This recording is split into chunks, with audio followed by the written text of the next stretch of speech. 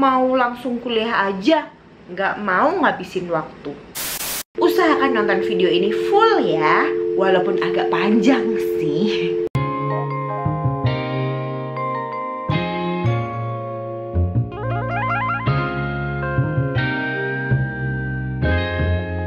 Ryan Little. Halo teman-teman, jumpa lagi di Imei Story.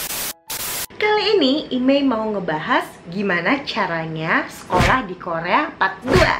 Yeay! Buat yang ketinggalan sama part 1-nya, kalian bisa nonton di sini. Atau di sini ya? Kalau di video sebelumnya, dimana kalian bisa masuk kuliah di Korea dengan jalur khusus.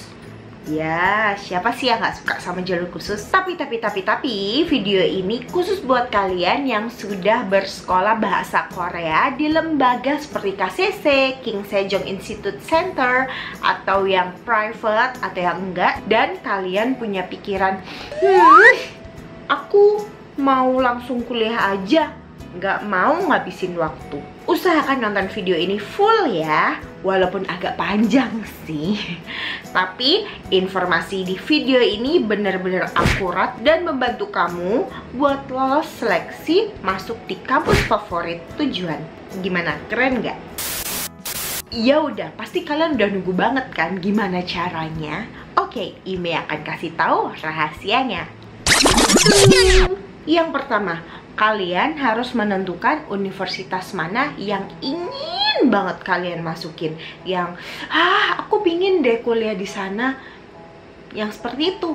Kalau misalnya ada, langsung pikirin. Terus, pergilah ke websitenya universitas tersebut. Kalian juga bisa mendapatkan informasi tentang universitas tersebut dari Google, dari YouTube. Dan mungkin kalau kamu punya kesempatan dan punya sedikit money, kamu bisa yang namanya pergi langsung ke Gukje Gyeoryu Center di setiap kampus.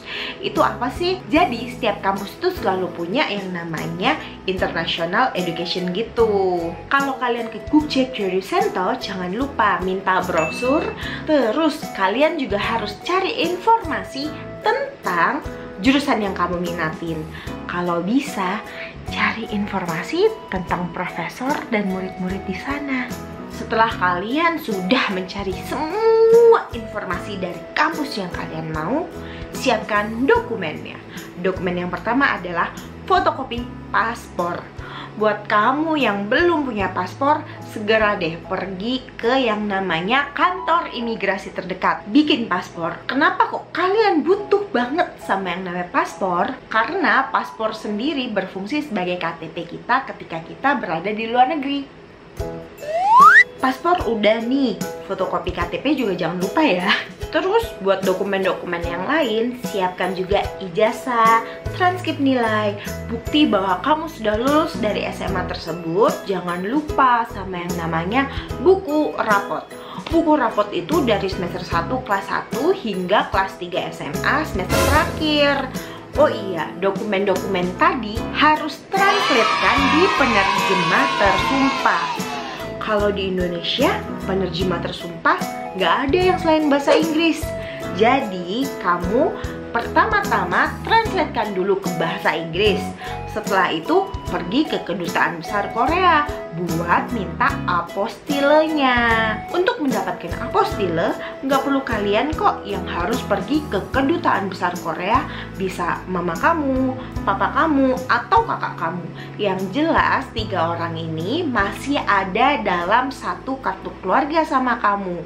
Kalau misalnya nih kamu mau minta tolong om atau saudara yang lain yang tidak berada dalam satu kakak yang sama, kamu bisa membuat surat kuasa. Jangan lupa sertakan nomor KTP-nya orang yang kamu mintai bantuan. Yang ditranslatein nggak cuma dokumen-dokumen tadi, ada kartu keluarga juga nih. Terus ada akte kelahiran. Tapi kartu keluarga dan akte kelahiran nggak perlu diapostille juga. Oh iya, kamu juga butuh fotokopi paspor dan KTP orang tua kamu, boleh ibu, boleh bapak, atau mungkin dua-duanya, sebagai tanda bahwa mereka berdua atau salah satu dari mereka berdua adalah penjamin kamu ketika kamu hidup di Korea Selatan. Kalau misalnya nih orang tua kamu seperti ayah atau ibu salah satunya ada yang sudah meninggal, kamu perlu melampirkan yang namanya surat kematian. Jangan lupa ditranslate juga. Misalnya nih, yang membiayai kuliah kamu bukan ibu kamu, bukan bapak kamu, kamu butuh yang namanya paspor dan KTP orang yang memberikan biaya untuk kamu bersekolah nanti di Korea. Oh iya, kalau kamu punya sertifikat-sertifikat seperti lomba cerdas cermat, lomba melukis, atau yang lainnya, jangan lupa dilampirin juga. Tentunya ditranslate ke penerjemah tersumpah. Ada salah satu sertifikat yang bikin kamu keterima di universitas tersebut dan mendapatkan beasiswa terselubung di universitas tersebut, yaitu adalah sertifikat bahasa. Boleh IELTS, boleh TOEFL, boleh juga yang namanya TOPIK. Setiap kampus memiliki peraturan yang berbeda-beda. Tapi menurut pengalaman IMEI sendiri, IMEI menggunakan sertifikat bahasa TOPIK. Di sini setiap kampus untuk minimal skor di sertifikat TOPIK berbeda-beda. Ada yang minimal level 3, ada yang minimal level 4. Makanya tadi di awal IMEI bilang kalian harus mencari tahu tentang kampus yang kalian impikan. Bisa jadi kampus yang kalian inginin itu adalah kampus yang mewajibkan kalian mendapatkan TOPIK level 4. Semakin tinggi level TOPIK yang kamu dapatkan, semakin besar pula mendapatkan kesempatan untuk bisa masuk di universitas tersebut, atau semakin besar pula kesempatan kalian untuk mendapatkan beasiswa terselubung. Yeay! Siapa sih yang nggak mau beasiswa? IMEI sendiri mau beasiswa. Tadi dokumen-dokumen penting yang sudah. Jangan lupa sama yang namanya dokumen pendukung, dimana yang tak lain dan tak bukan adalah dokumen uang-uangan. Kalian harus menyertakan yang namanya bank statement, bahwa rekening orang tua kalian terdapat uang sebanyak 15.000 US dollar, bahkan bisa lebih. Makanya tadi IMEI selalu mengingatkan kalian harus mencari tahu dulu universitas yang kalian inginkan.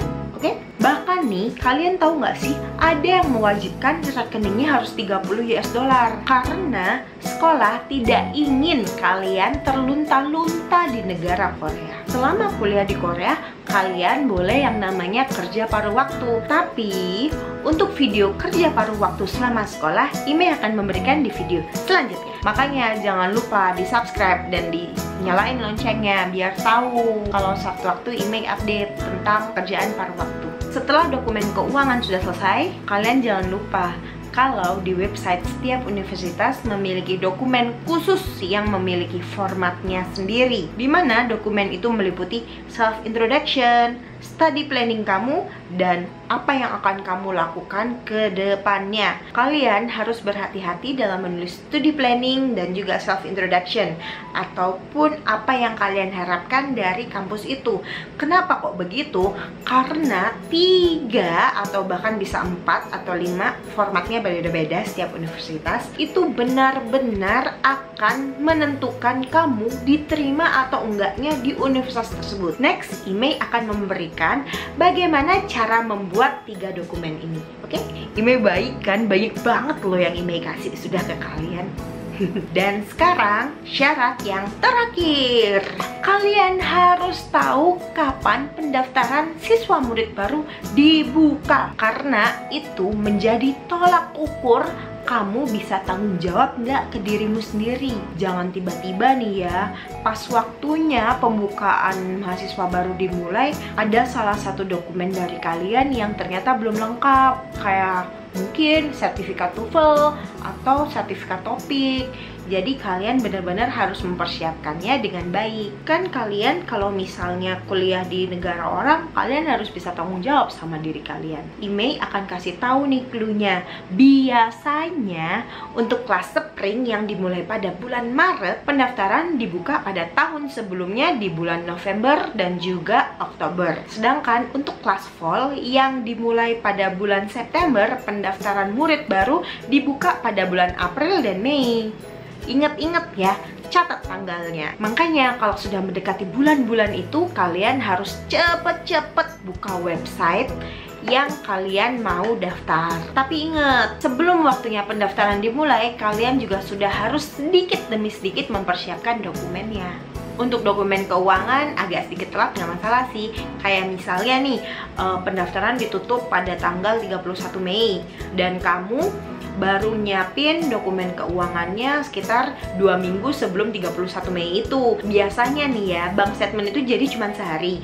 Jadi misalnya tanggal 31 tutup, tanggal 14 nih kamu kelar. Setelah tanggal 14 selesai ini, kamu sorenya langsung kirim dokumen-dokumen tadi ke universitas yang kamu tuju. Begitu, oke?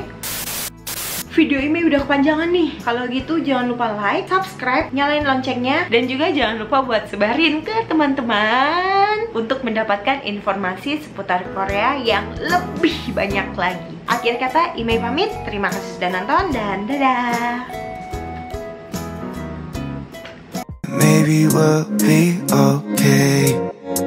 I know that you're coming back home.